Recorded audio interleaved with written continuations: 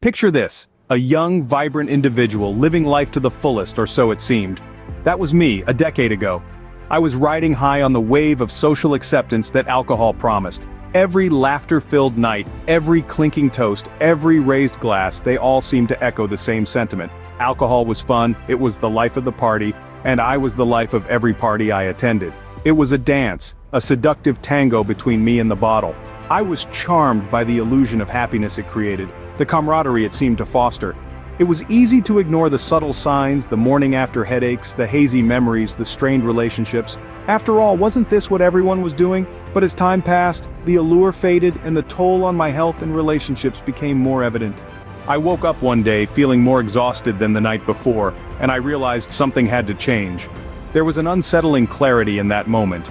I was living a life that was draining me, not fueling me.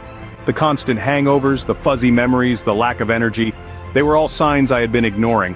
It was a harsh reality to face, but I knew the culprits were those bottles of spirits I'd been befriending too often. The decision to quit was not an easy one. Alcohol had become a crutch, a companion to drown out the noise of the world. But the more I examined my relationship with it, the more I realized it was a toxic one. Breaking free from the chains of this habit was a struggle. There were times of doubt, times of temptation. The first few days were the hardest, but every journey begins with that first, difficult step. I knew it was going to be a journey, but I was ready to take the first step. Quitting alcohol wasn't an overnight transformation, it was a process, a journey, filled with ups and downs. It was like climbing a steep mountain with no clear path. Challenging, daunting, but not impossible. The hurdles were many, from physical withdrawal symptoms to emotional turbulence. I had to face them all, one at a time, each a test of my will and determination. Of course, I wasn't alone. I had my support system, my family, my friends, and support groups, who stood by me, encouraged me, and helped me navigate through my darkest days. They were my beacon of hope, my guiding light.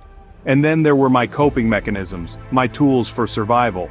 I took up yoga, meditation, and even painting to channel my energy and distract myself. These activities helped me clear my mind and regain my focus. With every passing day I felt a little stronger, a little more in control. As weeks turned into months, I noticed changes not just in my health but in my overall life. My mornings became brighter, no longer shackled by hangovers and regret. My skin improved, my eyes sparkled, and I felt an energy I hadn't experienced in years. But the transformation was not just physical. My relationships started to change too. I had more time to spend with my loved ones, more time to listen, to engage, to connect.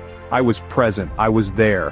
And my lifestyle, it underwent a complete overhaul. I found new hobbies, new interests. I started painting, hiking, reading, things I never had the time or inclination for. The world seemed to open up to me, offering a multitude of experiences I had previously ignored in favor of a bottle. I had finally regained control over my life, and it felt amazing. Now, I'm not here to preach, but to share my story and maybe inspire someone who's in the same boat I once was. It's about taking a pause, a moment to consider. How is alcohol affecting your life? Is it a casual indulgence or has it become a crutch?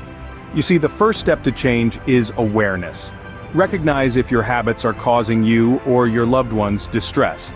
If they are, it's never too late to make a change. There's a whole world of resources and support systems ready to help you take that first step. From online communities to local support groups, professional counseling, or self-help books, there's something for everyone. Don't let fear of change hold you back.